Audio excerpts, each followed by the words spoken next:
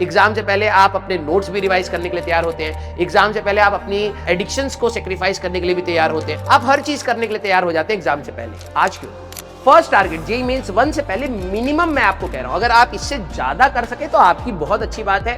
बच्चे बार बार पूछते हैं कि सर मैं और कितने पी भाई, अरे भाई तेरे पास समय है तो लगाना यार। तूने यहाँ पे 10-20% के भी अगर एफर्ट्स डाले बेटा, तो यही एफर्ट्स तेरे को जेईई मेंस 2 में तेरे को कम लगाने पड़ेंगे। ये चीज समझ तू।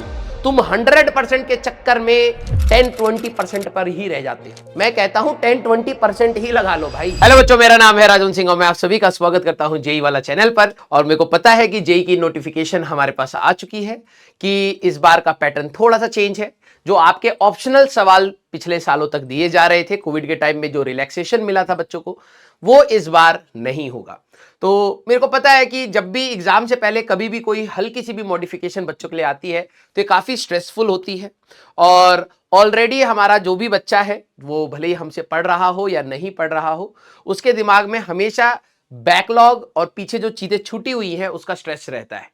ठीक है, हम लोग कोशिश ये कर सकते हैं कि अपने एक्सपीरियंस से आपको कुछ थोड़ी सी गाइडेंस दे पाए, क्योंकि अभी भी हमारे पास पर्याप्त समय बचा है। क्योंकि अगर आप अभी एट प्रेजेंट 12th क्लास में होंगे तो मोस्ट प्रोबेबली आप ऑप्टिक्स में या फिर मॉडर्न फिजिक्स में होंगे कहीं ना कहीं। और अगर आप कहीं ना कहीं ड्रॉपर है, 13th के बच्चे हैं, ठीक है, तो आप 12th पार्ट में एंटर कर चुके होंगे, राइट। तो मेरी आप सभी लोगों से एक रिक्वेस्ट ये है कि अब आपका रिवीजन कितना स्ट्रांग है उस पर मैटर करता है कि आप कितना अच्छे से तैयार कर पा रहे हैं। ठीक है, तो आपको रिवीजन पर अपना फोकस बहुत ज्यादा अच्छे से रखना है। आपको कहीं ना कहीं एक डेडिकेटेड प्लान बनाना पड़ेगा कि भाई कि ये जो मेरे ऑनगोइंग चैप्टर्स हैं वो भी मेरे को अपने तैयार करने हैं, और एफिशिएंटली मैं अपने दिन में कुछ ना कुछ आधा घंटा पर सब्जेक्ट, देखा जाए 3 सब्जेक्ट है तो 1.5-2 घंटा मैं मान के चलूं, तो आपको अपना रिवीजन का निकालना ही पड़ेगा। अब मेरे को ये बात भी पूरा पता है कि इसमें बच्चे बोलेंगे कि सर हमारे स्कूल गोइंग हैं हम लोग एट प्रेजेंट 12th में हैं, तो हमारे प्री बोर्ड्स आने वाले हैं, स्कूल में टेस्ट चल रहे हैं, सर प्रैक्टिकल्स हो रहे हैं। तो मैं आपको एक बात बता देता हूं कि ये चीज हर साल होती आई है। इसको एज ए एक्सक्यूज मत देखिए, इसको एज एन अपॉर्चुनिटी देखिए।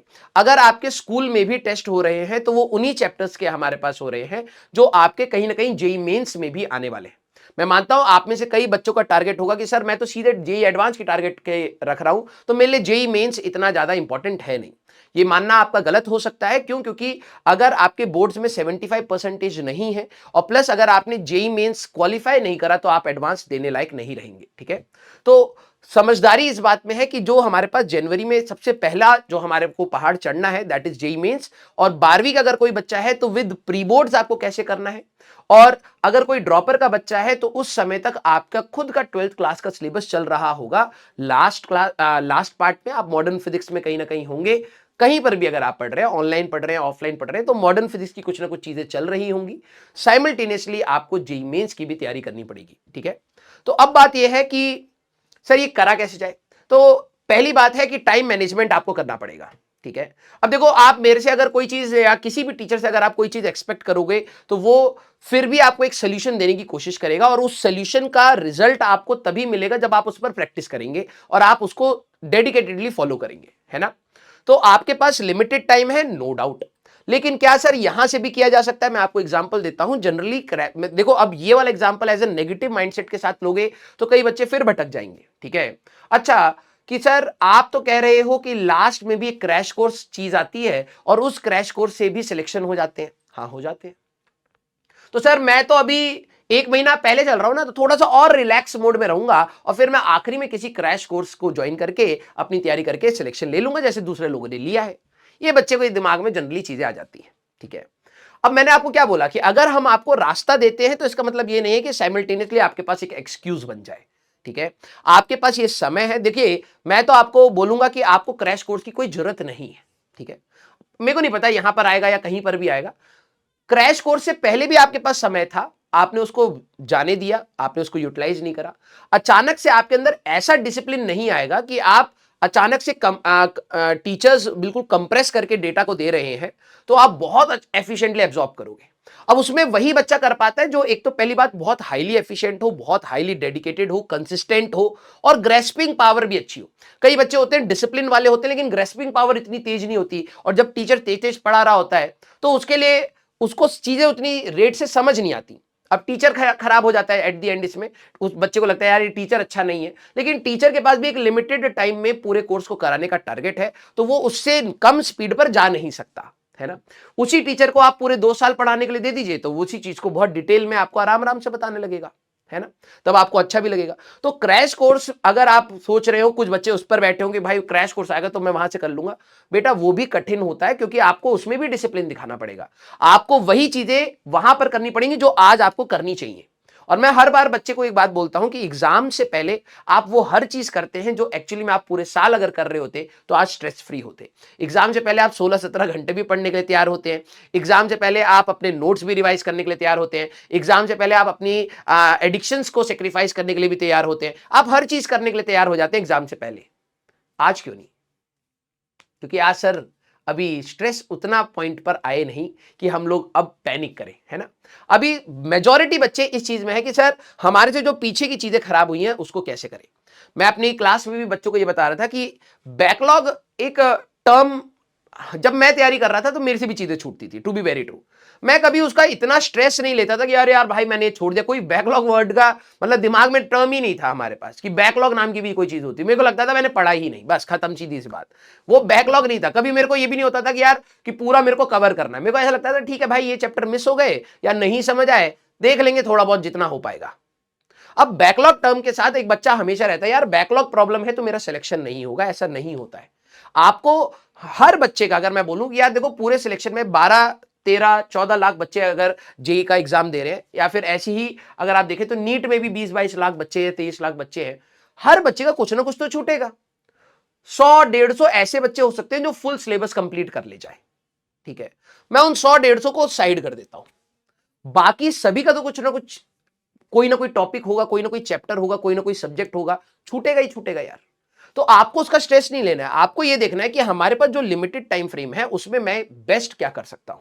तो मैं आपको सजेस्ट करने के लिए पूरा सिलेबस है 2023 तक, 2019 से लेकर 2023 तक के हमारे पास क्वेश्चंस का वेटेज क्या रहा है वो यहां पर लिखी हुई है, ठीक है। जैसे अगर मैं 2023 की बात करूं, 2024 का भी डेटा होगा, मेरे पास नहीं था, कोई दिक्कत नहीं, यहां से भी हम लोगों की एनालिसिस उतनी सक्षम बन जाएगी कि हम लोग एनालाइज कर लेंगे क्या इंपॉर्टेंट है क्या नहीं है। 24 का डेटा एज सच यहां पर लिखा हुआ नहीं है, लेकिन मैं आपको 24 का डेटा के हिसाब से भी बताता चलूंगा, ठीक है। अगर आप देखें तो यूनिट्स एंड मेजरमेंट में 26 क्वेश्चन 2023 में आए, सारी शिफ्ट में मिला के। वेक्टर एंड कैलकुलस से भी आए हैं 11, मोशन इन स्ट्रेट लाइन में 25, मोशन इन 2D में 18, न्यूटन लॉस 20, फ्रिक्शन 7। अगर आपको क्लियर नहीं है इसलिए मैं रीड कर दे रहा हूं, ठीक है। Work energy power 16, circular motion 13, system of particle and centre of mass, जो काफी लेंदी चैप्टर बन जाता है। इसका initial part centre of mass calculation तो आसान है, लेकिन बाद में मोमेंटम कंजर्वेशन एंड कोलिजन वाला पार्ट बच्चों को थोड़ा सा कठिन लगता है। उस पर सरप्राइजिंगली नंबर ऑफ क्वेश्चंस कम है, 5, उससे पिछले साल 10, फिर 20, 17, 10 ऐसे है, ठीक है। रोटेशन मोशन आप सभी लोगों को पता है कि मार्केट में इसके बारे में हवा भी बहुत है कि sir rotation motion rotation motion rotation motion, और पूछा भी बहुत अच्छे से जाता है, 32 सवाल एक चैप्टर, ठीक है। फिर इसके बाद ग्रेविटेशन 38 सवाल।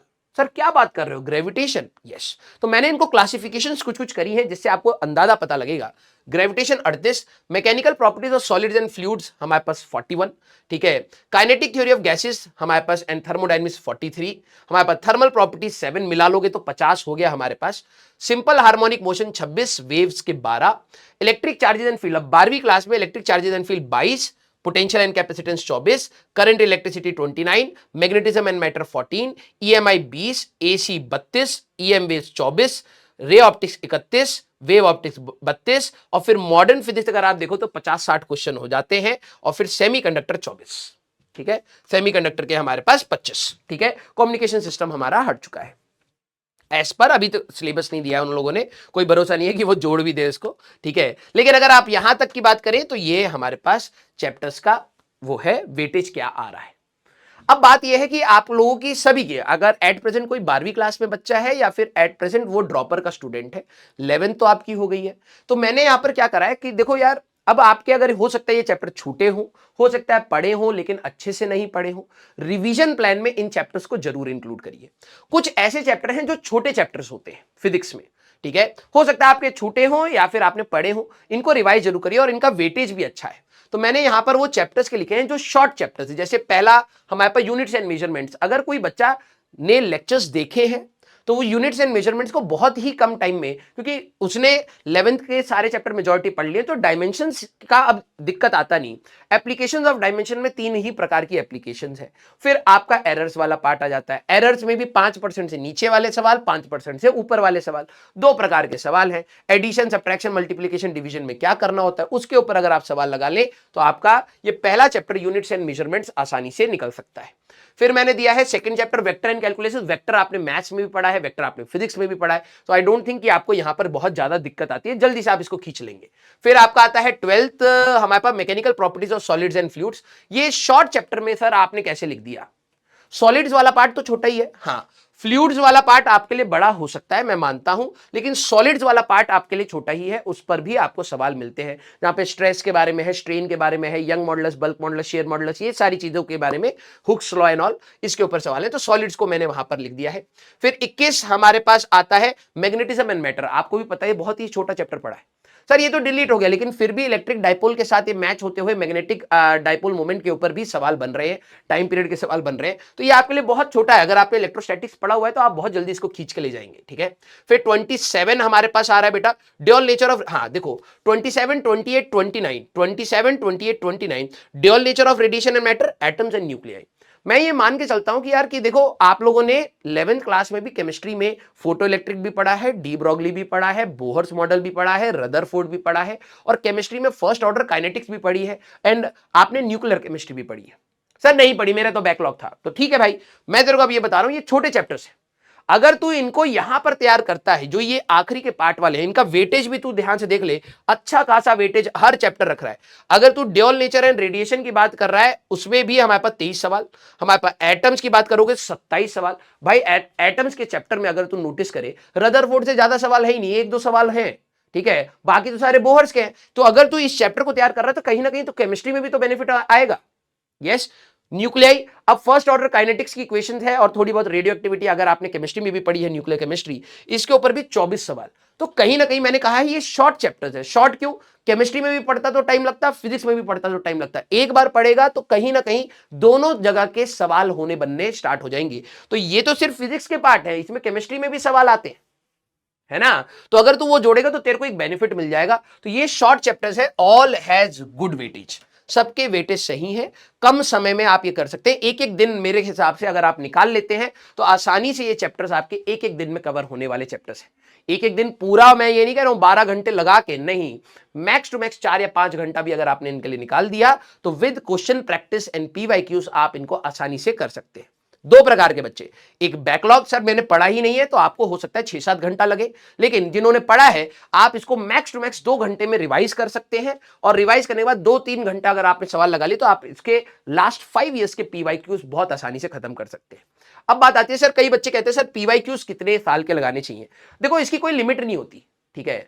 कुछ बच्चे होंगे जिन्होंने पहले पिछले साल लगाए हैं या कुछ मेहनत करी हुई है, तो ऐसा नहीं है कि भाई मैंने अगर बोला कि पिछले 5 साल तक के आप पीवाईक्यूज लगाइए तो बस 5 साल के लगा के बैठे पड़े समय बर्बाद कर रहे हैं। नहीं, ये तुम्हारी कॉमन सेंस होनी चाहिए कि यार अगर मेरे पास समय है, मुझे और प्रैक्टिस चाहिए, तो आप और पीछे जाइए, 2019 से भी पीछे चले जाइए। हो सकता है 2015 से 2019 जो भी सवाल आए हैं वो लगाओ, सर वो भी हो गए तो और पीछे चले जाओ, 2010 से 2015 की बात कर लो, ठीक है। अब बच्चे कुछ कॉमन सेंस कम रखते हैं, उनको बार बार होता है सर आप बता दो हम कितना करें। कोई लिमिट थोड़ना है भाई, जो टॉपर बच्चा है वो सवाल ही सवाल लगाया जा रहा है, उसको तो भाई काफी सारी चीज आती है, उसके हिसाब से तो उसको तेरे हिसाब से तो उसको प्रैक्टिस ही छोड़ देनी चाहिए। भाई तेरे तो सवाल बनते हैं, मत कर प्रैक्टिस, आराम से चिल मार, है ना।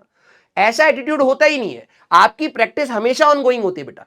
मैं ये कहता हूं कि हाँ, क्योंकि जेईई मेंस 1 से पहले हमारे पास टाइम लिमिटेड होता है, तो आप ये जरूर कर सकते हैं कि आप अपना एक सेट ऑफ टारगेट्स बना लीजिए कि भाई मैं अगर पीवाईक्यूज किसी भी चैप्टर के लगाऊंगा तो मैं पहले 2019 से 2024 तक के सवाल लगाऊंगा।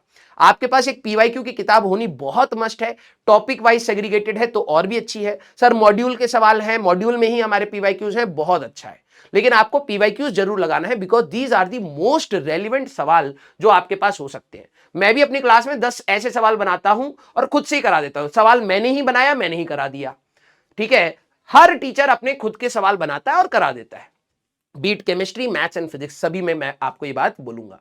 लेकिन एग्जाम में जो चीज पूछी गई, क्या मेरे वाला जो मैंने सवाल सोचा है या बनाया है उसकी प्रोबेबिलिटी हो सकता है कम हो, लेकिन जो एग्जाम में जो चीज बार बार रिपीट हो रही है उसकी प्रोबेबिलिटी ज्यादा होगी। तो पहला फोकस आपका होना चाहिए कि यार हमारे पीवाईक्यूज हो जाए। फर्स्ट टारगेट जेईई मेंस 1 से पहले मिनिमम मैं आपको कह रहा हूं, अगर आप इससे ज्यादा कर सके तो आपकी बहुत अच्छी बात है। बच्चे बार बार पूछते हैं कि सर मैं और कितने पीवाई, अरे भाई तेरे पास समय है तो लगाना यार, बैठा क्यों हुआ है।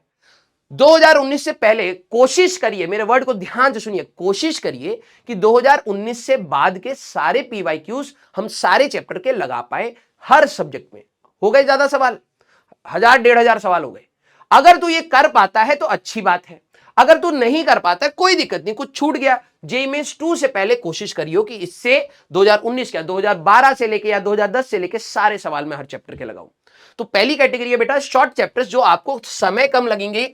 अब कई बच्चों के पास समय नहीं होता, सर मेरा बैकलॉग बहुत ज्यादा है तो मैं कैसे करूंगा। तो भाई देख, पहले उन चैप्टर्स का टारगेट बना जिसमें समय कम लगता है, ठीक है। तो ये वाली बात आ गई। अब कुछ बच्चे क्या होता है, लालच में रहते हैं। मैंने यहां पे कुछ चैप्टर्स के नाम लिखे हैं, जैसे करंट है, रोटेशन है, थर्मो है, मॉडर्न है, इलेक्ट्रोस्टैटिक्स है एंड ग्रेविटेशन है एंड फ्लूइड्स है।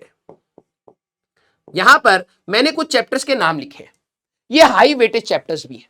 अगर आप इनमें सबसे ज्यादा देखोगे तो इन्हीं चैप्टर्स के आपको सवाल मिलेंगे, ठीक है, हाईएस्ट वेटेड चैप्टर्स में ही है। अब लेकिन ये जो सारे चैप्टर्स हैं, these are time taking chapters. अगर मान ले कि तू करंट का चैप्टर उठाएगा ना, मैं मिनिमम बता रहा हूं, इसकी थ्योरी रिवाइज करना और क्वेश्चन लगाने में ही तेरे को 2 दिन का टाइम लगेगा मिनिमम, मिनिमम कह रहा हूं, ज्यादा भी लग सकता है। और एक लेवल पर आके कॉन्फिडेंस गेन करने में हो सकता है 3-4 दिन चाहिए हो इसके लिए। रोटेशन, रोटेशन ऐसा चैप्टर है कि जो आपके 2-3 दिन तो ऐसे ही खा जाएगा भाई। आप इसके पीवाई लेक्चर्स को रिवाइज करेंगे, इंपॉर्टेंट कंसेप्ट टीचर ने ऐसे ऐसे सवाल कराए, आप बार बार उनके लेक्चर्स को देखेंगे, फिर नोट्स रेफर करेंगे, फिर क्वेश्चन खुद से लगाएंगे, फिर पीवाईक्यूज में जाएंगे, फिर सवाल नहीं होंगे, फिर पीवाईक्यू में जाएंगे, फिर सवाल नहीं होंगे। वो जोन में, कॉन्फिडेंस गेनिंग जोन में आने के लिए आपको रोटेशन बहुत टाइम कंज्यूम करेगा। वेटेड, हाई वेटेज भी है और टाइम कंज्यूमिंग भी है। अब आपको यहां पे स्मार्ट एक्ट प्ले करना है कि यार मेरे को वेटेज वाले चैप्टर्स भी करने हैं, नो डाउट, और जो छोटे चैप्टर्स हैं जिससे आपका कॉन्फिडेंस बिल्डिंग हो जाए कि यार मेरा बैकलॉग थोड़ा सा मिनिमाइज हो गया, मैंने वो चैप्टर्स पहले निपटा लिए हैं, ठीक है, जो समय कम लगता है। तो आपको एटलीस्ट रहेगा यार 7-8 चैप्टर तो मैंने ऐसे निपटा लिए हैं जिनका वेटेज भी अच्छा है, सवाल पूछे भी अच्छे जा रहे हैं और वो कम टाइम में हो गए। तो this will build your confidence, ये आपका कॉन्फिडेंस बिल्ड कर देंगे। और फिर आपको इनको छोड़ना नहीं है। मैंने ये चैप्टर्स लिखे हैं कि ये मस्ट चैप्टर्स है भाई। देखिए इस बार आपको ऑप्शंस नहीं मिलने वाले हैं सवालों में। ऑप्शन मतलब ये नहीं एबीसीडी, इस बार आपको जितने सवाल दिए जाएंगे उतने ही करने हैं। ये नहीं कि आप ये क्वेश्चन छोड़ करके ये वाला सही लग रहा है, ऑप्शनल है, मैं ये कर लूंगा। अब तुम्हारे पास फिक्स सवाल है, और अगर आपके पास फिक्स सवाल है तो आप गलती की गुंजाइश यहां पर बहुत कम है। आप एक एक सवाल गलत करते चले जाएंगे और फिर हजारों में पीछे चले जाएंगे। तो आपको ये चीज समझना है कि भाई जेईई मेंस हर चैप्टर के हर हुक एंड कुक से क्वेश्चन पूछ रहा है, ठीक है। तो आपको ये चैप्टर्स तो छोड़ने ही नहीं है। अब आपने शॉर्ट चैप्टर्स में मॉडर्न को निपटा लिया, छोटे छोटे 2-3 पार्ट में मॉडर्न निपटा लिया। इलेक्ट्रोस्टैटिक्स जहां तक मुझे समझ आता है कि 12वीं क्लास का बच्चा स्टार्टिंग में सबसे ज्यादा एनर्जी इलेक्ट्रोस्टैटिक्स में लगाता है, जैसे आपने यूनिट्स एंड डायमेंशन या वेक्टर्स में या काइनेमेटिक्स में लगाई है ना। तो इलेक्ट्रोस्टैटिक्स आपके कंट्रोल में कंपैरेटिवली होता है, इस पर आप एनर्जी लगाएंगे और साइमल्टेनियसली बेनिफिट होगा कि ग्रेविटेशन भी आपका हाथ में आता जाएगा, क्योंकि दोनों चैप्टर बिल्कुल साथ में साथ चलते हैं, ठीक है। तो टाइम कंज्यूमिंग है ये चैप्टर्स, ये समय लेंगे, इनके नंबर ऑफ पीवाईक्यूज भी आपको ज्यादा मिलेंगे, they will take time but they always have very good weightage, ठीक है। तो अब ये आपकी लिस्ट है करंट। अब देखो इसमें बेनिफिट क्या है करंट, मैं हर चैप्टर का एक बेनिफिट आपको बता देता हूं, और कुछ 1-2 चैप्टर है जो हमेशा बच्चा उसको लेकर होता है। करंट आप 10वीं से कर रहे हैं, ठीक है, तो कहीं ना कहीं एक सॉफ्ट कॉर्नर है सीरीज एंड पैरेलल का, तो आप करंट वाला पार्ट आसानी से कर सकते हैं, मुझे जहां तक लगता है। थर्मो आपने केमिस्ट्री में भी पढ़ी है, फिजिक्स में भी पढ़ी है, साइन कन्वेंशन से आप इरिटेट हुए हैं, लेकिन अगर आपने ध्यान से थर्मो क्लास में टीचर की सुनी होगी फिजिक्स की, मैं सिर्फ फिजिक्स की बात करूं तो फिजिक्स के इवन एडवांस के सवाल भी बहुत आसान आ रहे हैं, ठीक है। 1-2 सवाल ऑब्वियस है, हमेशा कठिन आते हैं, बच्चों को दिक्कत होती है, उनको अगर आप हटा दें, आपको सिलेक्शन के लिए चाहिए, हर बात को काटने का जवाब मत ढूंढा करो कि सर आपने बोला ना थर्मो आसान है, इसमें तो ये वाला सवाल आया था। तो काटनी, अगर तेरे को मेरी बात काटनी हो तो भाई कुछ भी काट लेगा फिर, है ना, कि नहीं सर करंट में भी आप कह रहे हो आसान है, सर आपने कहा है कि यहां पर chapter that can be clubbed और easy but irritating chapter, sir इसका तो बड़ा कठिन सवाल है। भाई तेरे को मेरी अगर बात काटने से बेनिफिट मिल रहा हो तो तू दिन भर कर उसको, मेरे को कोई फर्क नहीं पड़ रहा। लेकिन जो बच्चे सीरियस है, मैं आपको बता रहा हूं, नो डाउट इन चैप्टर्स में भी आपको कुछ ऐसे सवाल जरूर मिलेंगे, those will be very irritating, very time consuming, ठीक है। बट अभी आप किस गड्ढे में हो, उस गड्ढे से बाहर निकलना है या ईगो में बैठ के सिर्फ सबको गरियाना है, ये सोच लीजिए आप, ठीक है। इसमें आपको कुछ ऐसे सवाल जरूर मिलेंगे पीवाईक्यूज में जो आपको रोक देंगे, आपकी तैयारी डैम्प कर देंगे, रोक देंगे बिल्कुल, कि यार एक सवाल लगाने में 1 घंटा लग गया। ऐसे सवाल मत छेड़िए, क्योंकि पहले गड्ढे से बाहर निकल के जेईई मेंस अच्छे से करना है, ये हमारा टारगेट है, रेदर देन साइंटिस्ट बनना। और अगर आपको साइंटिस्ट बनने की इतनी ही चुल थी तो आपको कहीं ना कहीं पहले से ही ढंग से पढ़ना चाहिए था। यस, तो ये चीज आपको समझनी पड़ेगी। ये चैप्टर्स आप छोड़ नहीं सकते, इनके नंबर ऑफ क्वेश्चंस बहुत ज्यादा पूछे जाते हैं और आसान भी पूछे जाते हैं। आप रोटेशन मार्केट में हमेशा रहता है कि सबसे कठिन चैप्टर है, तो भाई मोमेंट ऑफ इनर्शिया के तो इतने फर्जी सवाल आते हैं, उसके टॉर्क के भी इतने फर्जी सवाल आते हैं। हाँ, मैं मानता हूं रोलिंग में बच्चा अटक सकता है, कंजर्वेशन ऑफ एंगुलर मोमेंटम में बच्चा अटक सकता है, लेकिन उससे पहले वाले पार्ट के तो आसान सवाल है। अब तू उसको करके ही नहीं जाएगा और वेटेज अच्छा है, मोमेंट ऑफ इनर्शिया के सवाल ज्यादा पूछे जा रहे हैं, कम से कम वहां से तो +4 ले। तो ये लॉन्ग चैप्टर्स की आपकी लिस्ट है, मैंने यहां पे मार्क कर दिया, इनका वेटेज भी अच्छा खासा है, आपको ये चीज कतई मिस नहीं करनी है। हाँ, अब बात यह है कि सर मैं कुछ चैप्टर्स पढ़ता हूं तो क्या मेरे को उन चैप्टर्स को पढ़ने से कुछ बेनिफिट हो सकता है? यस, जैसे एसएचएम, जिन बच्चों ने वेव्स पढ़ा होगा तो मैंने आपको दिखाया कि एसएचएम से ही कैसे वेव्स में जाना है।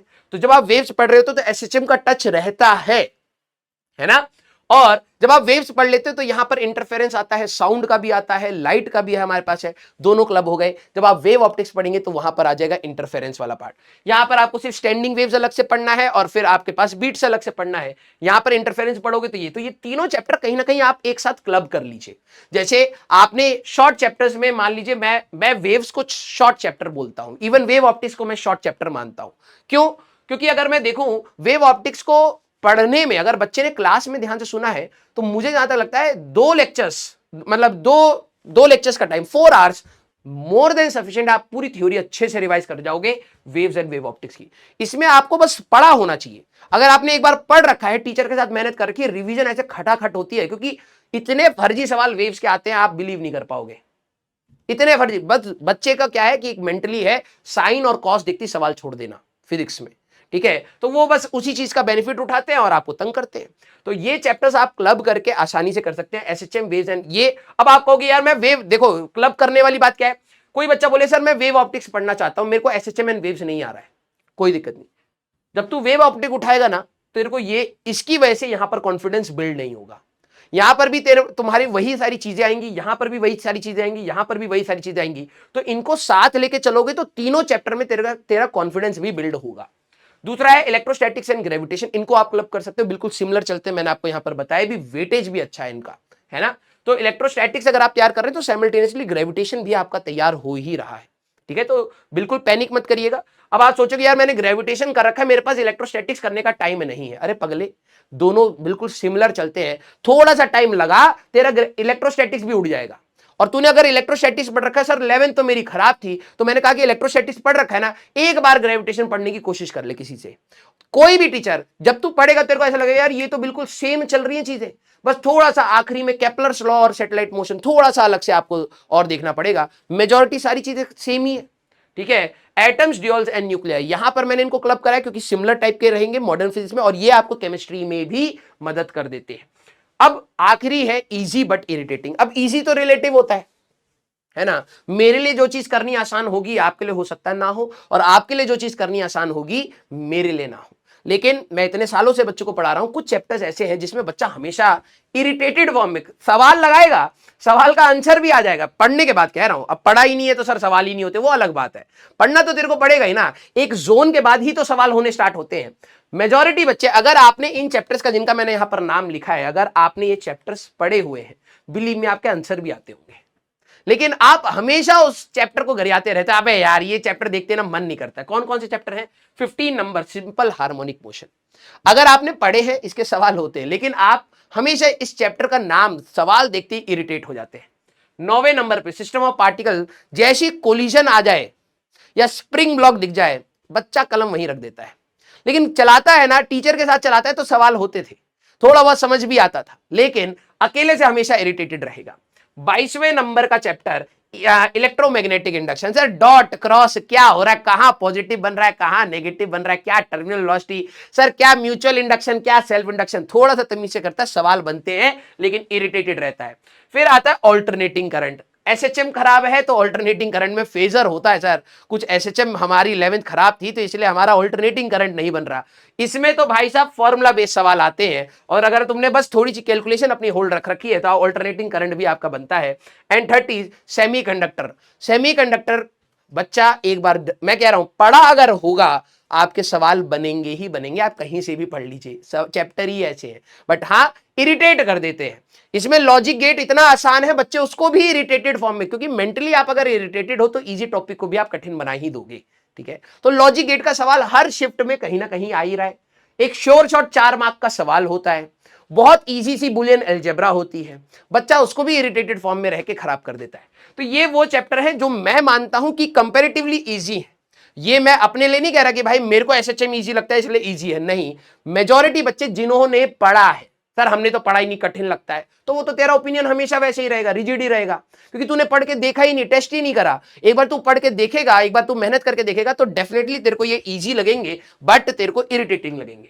तो ओवरऑल कहानी हमारी कहां जा रही है, हमारे पास ये है कि अगर जिन बच्चों के पास टाइम कम है लेकिन थोड़ा सा कॉन्फिडेंस बिल्डिंग चाहिए कि सर मेरे को कुछ चैप्टर्स मैं ऐसे कर लूं जिससे मेरे को लगे कि मेरी कुछ तो तैयारी हुई है। यहां पर कुछ बच्चे सर मेरी तैयारी छोटे छोटे चैप्टर्स की हो रखी है लेकिन मेरे बड़े चैप्टर्स मिस आउट नहीं होने चाहिए जिनका हाई वेटेज हो, ये रहे। यहां पर सर मैं ऐसे कुछ चैप्टर्स में अटक जाता हूं, मेरे को लगता है यार मेरा बेस नहीं बन पा रहा है, कौन कौन से चैप्टर आपस में रिलेटेड है, ये। ठीक है, और आखिरी में सर कुछ चैप्टर मेरे को इरिटेट कर रहे हैं, क्या वो आसान ही होते हैं? आसान ही होते हैं बट इरिटेटिंग होते हैं। ठीक है, तो ये मेरी एनालिसिस है और मैं आप सभी लोगों को बोलूंगा अपने टाइम को एफिशिएंटली यूटिलाइज करिए और इन चैप्टर्स की डिमांड और इन चैप्टर्स की रिक्वायरमेंट के हिसाब से पढ़िए। कुछ बच्चे क्या होता है जबरदस्ती कठिन सवाल लगाने की कोशिश करते हैं। भाई देखो मैं आप सभी लोगों को एक बात बोल रहा हूं, हर कठिन सवाल जेईई एडवांस का नहीं होता। ठीक है, बच्चे रेलिवेंसी नहीं समझ पाते, वो टीचर ही समझ पाते कि यार इस प्रकार का सवाल जेईई एडवांस पूछ सकता है या नहीं पूछ सकता है। बच्चे से कठिन सवाल अगर बच्चे को दिख गया, ट्रिकी सवाल मिल गया, ओ भाई एडवांस का सवाल है, ठीक है, ऐसा नहीं है। रेलिवेंसी के हिसाब से पढ़ना बहुत इंपॉर्टेंट है। अदरवाइज पता क्या होता है, इट्स लाइक कि मैं कभी एक बार जिम जाता था तो मेरा एक ट्रेनर था, वो मुझे हमेशा कभी इधर भगा रहा है, कभी इधर भगा रहा है, कभी वेट उठा रहा है, कभी सीढ़ियां चढ़ा रहा है, कभी जंप करा रहा है। मैं थक जाता था लेकिन बॉडी नहीं बनती थी। ठीक है, एक्सरसाइज हो गई लेकिन मेरे को फील नहीं हुआ, मैं बस थक गया यार, मेरे को ऐसा एक बार भी लगा कि मैंने कुछ करा है, बस मैं थक गया। बात होती है रेलिवेंसी की, बात होती है कि आप किस डायरेक्शन में एफर्ट्स डालना चाहते हैं। क्लियर? तो आप पढ़ रहे हैं, आप थक भी रहे हैं, आप इरिटेट भी हो रहे हैं, लेकिन अगर आप डायरेक्शन लेस होकर करेंगे तो बड़ी दिक्कत आएगी और एट द एंड आपको हमेशा ऐसा लगेगा यार मैं गिव अप ही कर रहा हूं, मेरे से नहीं होगा। तो right now you have to understand कि आपकी रेलिवेंसी, आपकी पढ़ाई की रेलिवेंसी बहुत ज्यादा होनी चाहिए। आप जो चीज पढ़ रहे हैं वो टीचर्स ने जो आपको बताई है बहुत हाईली रेलिवेंट चीजें हैं, उस पर आपका फोकस अच्छा होना चाहिए, उन पर आप टाइम दीजिए और एक्स्ट्रा अभी करने की कोई भी चीज की जरूरत नहीं है, कोई जरूरत नहीं है। थोड़ा स्ट्रेस कम कर लो। सर हमारे मास्टर ने बोला था, हमारे दोस्तों ने बोला था ये भी करना है, ये भी करना है, छोड़ दे भाई, सबके चक्कर में, बोझ के चक्कर में चल ही नहीं पा रहा है तू, पहले चलना सीख ले। अभी भी 2-3 महीने हमारे पास बचे हैं, थोड़ा सा कर ले जाएगा, अच्छा हो सकता है। एटलीस्ट तूने यहाँ पे 10-20% के भी अगर एफर्ट्स डाले बेटा, तो यही एफर्ट्स तेरे को जेईई मेंस 2 में तेरे को कम लगाने पड़ेंगे, ये चीज समझ तू। तुम 100% के चक्कर में 10-20% पर ही रह जाते हो। मैं कहता हूं 10-20% ही लगा लो भाई। इट्स बेटर कि आप स्ट्रेस फ्री होकर 20-30% ही कर रहे हो, कोई नहीं, जेईई मेंस 2 तक 70 तक पहुंच जाना। Low scoring, JEE advance low scoring है, कम स्कोर से भी सिलेक्शन हो जाएगा। जेईई मेंस में आपको एटलीस्ट अपने चैप्टर्स कंप्लीट करने, अगर आप बहुत ज्यादा बैकलॉग में हैं तो कोशिश करिए कि इन चैप्टर्स को पहले निपटा लें। अगर आपके टीचर्स ने नहीं पढ़ाया तो ये नहीं कि अच्छा है मॉडर्न फिजिक्स अभी हमारी क्लास में हुई नहीं है, मैं पहले मॉडर्न फिजिक्स पढ़ूंगा, नहीं बेटा, अगर तेरी क्लास में मान ले इलेक्ट्रोस्टैटिक्स एंड ग्रेविटेशन चल रहा है तो पहले उस पर ध्यान दे, क्योंकि ये भी बड़ा चैप्टर है और अच्छा वेटेज वाला चैप्टर है। ये भी तेरे को 4 मार्क्स दे जाएगा, समझ रहा है, ये भी तेरे को 4 मार्क्स दे जाएगा अगर तूने सवाल इसका सॉल्व कर लिया तो प्लीज थोड़ी सी प्रैक्टिकलिटी के साथ रखिएगा। और मेरा ये जो भी बताने का वो है, मैं आपके इनपुट्स के साइड से ही देखूंगा। कई बच्चे हो सकता है डिफरेंट स्ट्रेटजी के साथ अभी तैयारी कर रहे हो, फिर वो कहेंगे सर मैं तो कुछ और सोच के तैयार कर रहा था, आपने तो कुछ और ज्ञान दे दिया। अब मैं कंफ्यूज हो गया, मत ले भाई मेरा ज्ञान, मत लियो ज्ञान, ये सबके लिए नहीं है, ये सिर्फ करने वालों के लिए है। तो तेरे को अगर लग रहा है तेरी कोई एक पर्टिकुलर स्ट्रेटेजी है जो तेरे लिए काम कर रही है, गो फॉर इट, हम लोग सारे साइड में कर दे, ठीक है। हाँ, उन बच्चों को जो थोड़ा सा बिलीव करते हैं कि नहीं सर मेरे को थोड़े से एफर्ट्स अगर आपके साइड से आए या थोड़े से इनपुट्स अगर आपके आए तो मैं और कुछ चीजें ट्राई करके शायद बेटर कर जाऊं, ये सिर्फ आप लोगों के लिए है, ठीक है। कोई बहुत ज्यादा ज्ञानी हो, इट्स माई रिक्वेस्ट, आप अपना ज्ञान अपने पास रखिएगा एंड अपनी तैयारी में लगाइएगा। आई होप आपका उस ज्ञान से आपका सिलेक्शन हो जाए। मिलते हैं नेक्स्ट वीडियो में, till then tata bye bye, take care, पढ़ते रहिए और मचाते रहिए।